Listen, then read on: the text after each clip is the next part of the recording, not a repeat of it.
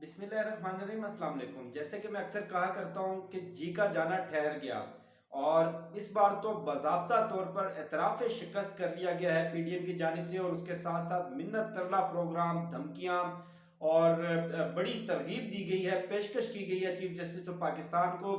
और उसके बाद एक बड़ा फैसला सामने आया, क्योंकि चीफ जस्टिस ने तमाम तर दबाव, तमाम तर तरगीब, लालच, धमकियाँ, धौंस मुस्तरद कर दिए हैं, डट गए हैं वो। और उसके साथ साथ जो वकला तंजीमें हैं, पाकिस्तान भर के वकला, वो भी सड़कों पर आने के लिए तैयार हैं। और इमरान खान ने भी कुछ बड़े अहम फैसले किए हैं, कुछ बड़े अहम ऐलानात अगले 24 घंटों में मुतवक्के हैं। ये सारी जो बैकडोर चीज़ें और जो इस वक्त नज़र आ रहा है, इन तमाम इश्यूज़ के ऊपर आपसे बात करेंगे। सबसे पहले आज पीडीएम का एक बड़ा फैसला ये सामने आया कि सुप्रीम कोर्ट ऑफ पाकिस्तान के 3 रुकनी बेंच का बाइकॉट किया जाएगा, और 3 रुकनी बेंच को हम मुस्तरद करते हैं, और इनका कोई भी फैसला कबूल नहीं होगा। अब आप अंदाज़ा लगाएं कि पहली बात तो ये कि सबसे अहम तरीन जो बुनियादी नुक्ता है, ना तो हुकूमत इस मामले में फरीक है, हुकूमत पटिशनर भी नहीं, ना कोई सियासी जमात इस अज खुद नोटिस में फरीक है।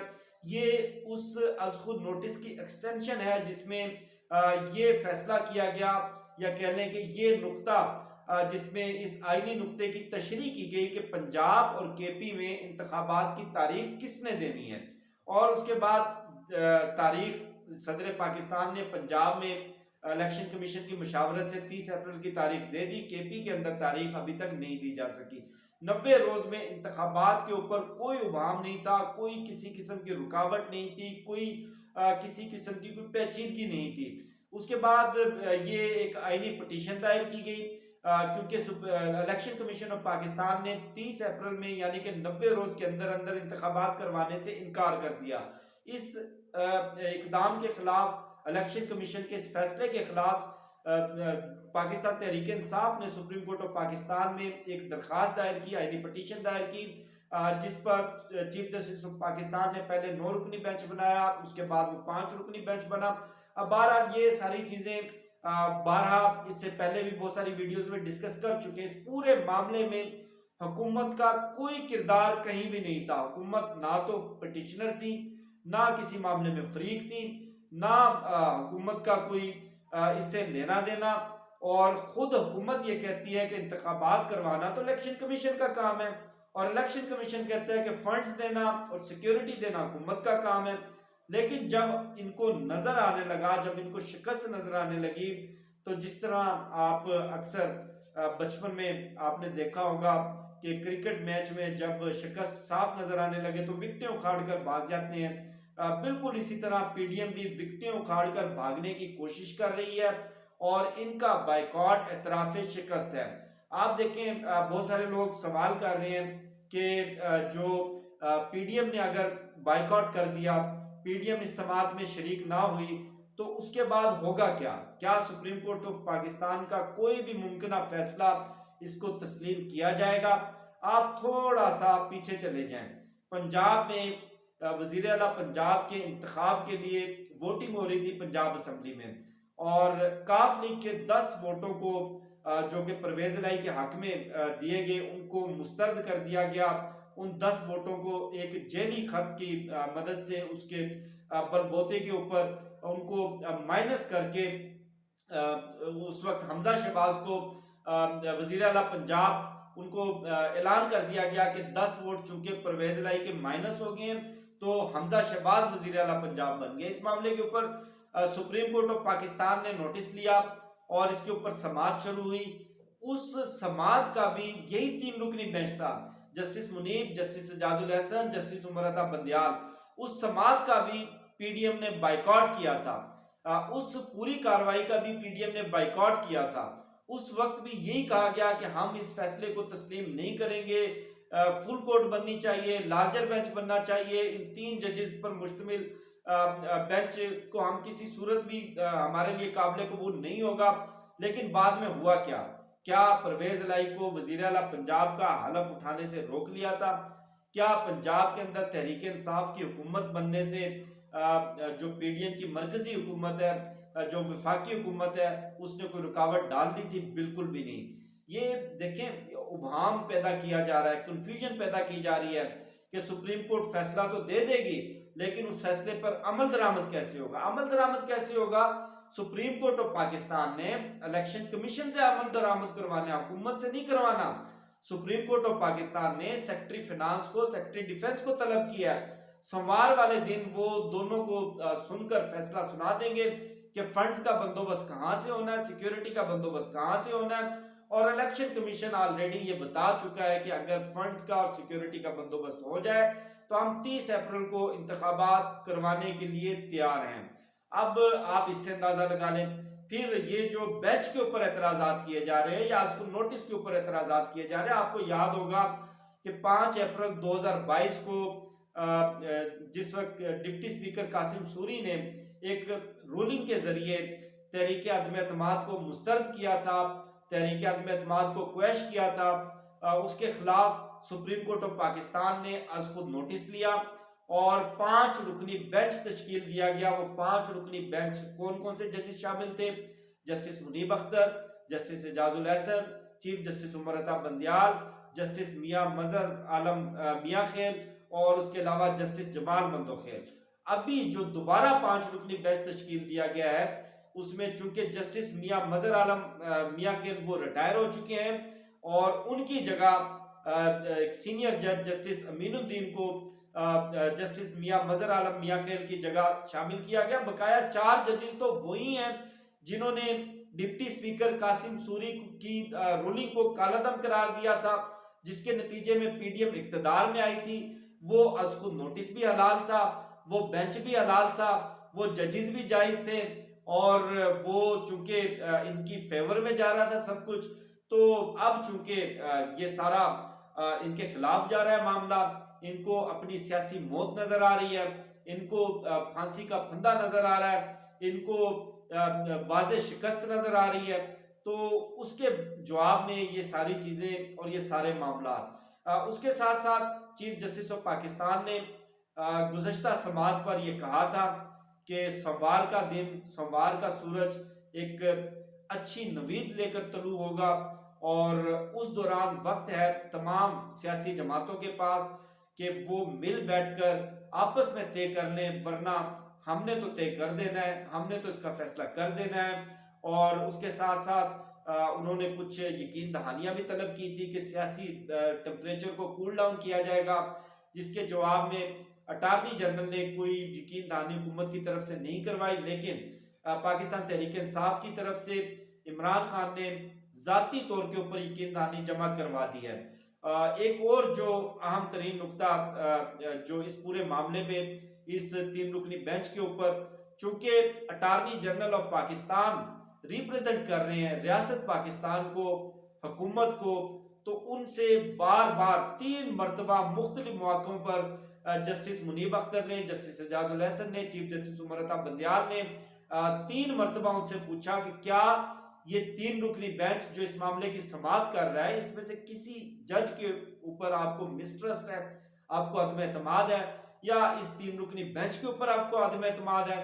तो उनका ये कहना था कि माय लॉर्ड, मुझे ना तो 3 रुकनी बेंच के ऊपर अदम एतमाद है, ना मुझे किसी भी जज के ऊपर अदम एतमाद है। बस हम ये चाहते हैं कि चूंकि ये मामला आईनी तशरीह का है, चूंकि ये मामला थोड़ा सा इसके अंदर सियासी असरात इसमें इन्वॉल्व हैं, लिहाजा इसके ऊपर एक फुल कोर्ट तश्कील दे दी जाए। अब फुल कोर्ट का मकसद क्या है? फुल कोर्ट का मकसद, चूंकि मैं आपको पहले भी बताया था कि फुल कोर्ट बन गई तो ये पूरा मामला नए सिरे से शुरू होगा, पूरी समाअत नए सिरे से शुरू होगी, यानी कि अब तक जो हुआ वो तो खत्म समझें। उसके बाद फुल कोर्ट के लिए जरूरी है, उसकी समाअत को शुरू करने के लिए जरूरी है कि तमाम के तमाम जजेस, सुप्रीम कोर्ट ऑफ पाकिस्तान के तमाम 15 जजेस, वैसे तो 17 होते हैं लेकिन अवेलेबल जो 15 जजेस हैं वो समाअत में मौजूद हों। अब होगा क्या, जिस तरह जस्टिस अतर मिनुल्लाह को बड़ा जोर से आइन आया और उन्होंने सवाल उठा दिया कि जी 90 रोज तो बाद में देख लेंगे, पहले ये देखना चाहिए कि क्या ये असम्बलियां दुरुस्त तहलील हुई थी। और उसके साथ साथ जस्टिस याहिया अफरीदी को बड़े जोर से उनको आज खुद नोटिस आया, बड़े जोर से उनको सुप्रीम कोर्ट के रूल्स आए और उन्होंने सवाल उठा दिया कि नहीं, इंतखाबात की तारीख का मामला तो बाद में देखेंगे, पहले ये देख लें कि आज खुद नोटिस लेने का इख्तियार भी हासिल है कि नहीं। इसी तरह जो जस्टिस काजी फाइज हैं, उन्होंने तो ऐसे समझे कि बगावत कर दी अपने चीफ के खिलाफ, अपने सुप्रीम कोर्ट के इदारे के खिलाफ। इसी तरह जस्टिस जमाल बंदोखेल आपने देख ही लिया होगा। अब फुल कोर्ट बनने के बाद होगा क्या? किसी के बेटे की शादी आ जाएगी, कोई बीमार हो जाएगा, किसी का कोई और मामला हो जाएगा और किसी ने सवाल उठा देना है कि बाबा आदम को जन्नत से क्यों निकाला गया। किसी ने सवाल उठा देना है कि 90 रोज में इंतखाबात तो होते रहेंगे, लेकिन पहले ये देख लिया जाए कि हजरत आदम ने जन्नत में गंदम क्यों खाई। और किसी ने मजीद को इसी तरह का सवाल उठा देना है। तो ये इस पूरे मामले को ये उस आईनी बार से आगे ले जाना चाहते हैं। आईनी बार 90 रोज के अंदर अंदर इंतखाबात होना, 15 अप्रैल की तारीख बनती है पंजाब असम्बली की, 17 अप्रैल की बनती है केपी असम्बली की।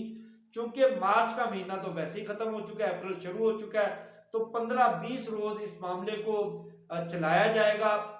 15-20 रोज चलाना तो बहुत आसान है। उसके बाद कह दिया जाएगा कि चूंकि 90 रोज का वक्त ऑलरेडी पूरा हो चुका है, तो आईनी खिलाफ वर्जी तो हो चुकी है, तो नजरिया जरूरत को जिंदा कर दिया जाए। तो ये बड़ा आप समझ लें कि टेक्निकल ग्राउंड्स के ऊपर खेलने की कोशिश की जा रही है। और चीफ जस्टिस ऑफ पाकिस्तान के पास डेलीगेशन भेजे गए थे, पैगाम भेजे गए थे कि आप कुछ वक्त दे दें। और वक्त किस लिए दरकार है वो मैं आपको बता चुका हूं, लेकिन चीफ जस्टिस ऑफ पाकिस्तान ने वाज़ेह तौर पर बता दिया कि आपके पास सिर्फ इतवार के रोज का वक्त है। सोमवार की समाअत शुरू होने से पहले, सोमवार को सुबह 11:30 बजे जिस वक्त इस मामले की समाअत शुरू होगी, उससे पहले आप इस पूरे मामले को किसी भी तरह तय कर लें, आपस में मिल बैठकर किसी भी तरह इस मामले में किसी एक मंतकी अंजाम तक पहुंचा लें। उससे ज्यादा वक्त नहीं दिया जा सकता। और आज जिस तरह मौलाना फजलुर रहमान गुर्रा रहा था कि हम इंतखाबात की तारीख पर इमरान खान के साथ कोई बातचीत नहीं करेंगे, और जिस तरह आज पीडीएम का इजलास हुआ उससे लग नहीं रहा कि ये कोई बातचीत करने में संजीदा है। इनका मकसद सिर्फ और सिर्फ ये जो पुरानी 90 की दहाई के हथकंडे दाव पेच, ताकि किसी तरह इस मामले को थोड़ा सा खींच कर बेंच को मुतनाज़ा बनाकर सुप्रीम कोर्ट पर हमले करके अपने लिए सियासी स्पेस क्रिएट की जाए, अपने लिए कुछ मजीद वक्त क्रिएट किया जा सके, ताकि बाद में हम ये कह दें कि चूंकि वक्त तो गुजर चुका है लिहाजा आप जनरल इलेक्शन ही करवा लें। और जनरल इलेक्शन करवाने का भी इनका किसी सूरत कोई इरादा नहीं है। तो अब तक जो नजर आ रहा है, चीफ जस्टिस ऑफ पाकिस्तान डट चुके हैं और सोमवार के रोज इंशाल्लाह इस पूरे केस का फैसला सामने आ जाएगा। और उसके बाद जिस तरह मैं आपको बता चुका हूं कि पीडीएम इसमें फरीक नहीं है, पीडीएम इसमें पिटिशनर भी नहीं है। Election commission of Pakistan versus supreme court of Pakistan ये मामला है। और रियासत पाकिस्तान से, यानी कि मौजूदा हुकूमत से नहीं, रियासत पाकिस्तान से सिक्योरिटी की और फंड्स की यकीन दहानी करवानी है। और चाहे वो वजारत खजाना का नुमाइंदा हो, चाहे वो इलेक्शन कमीशन का डीजी लॉ हो, चाहे वो सेक्रेटरी डिफेंस हो, चाहे वो चारों सूबों के आईजीज हो, जिस वक्त सुप्रीम कोर्ट ऑफ पाकिस्तान में पेश होंगे या इनके वकील पेश होंगे, तो उनके पास कोई जवाज नहीं होगा इनकार करने का। देखें, आईजी पंजाब क्या सुप्रीम कोर्ट को इनकार करके अपने खिलाफ तौहीन अदालत लगवाएगा?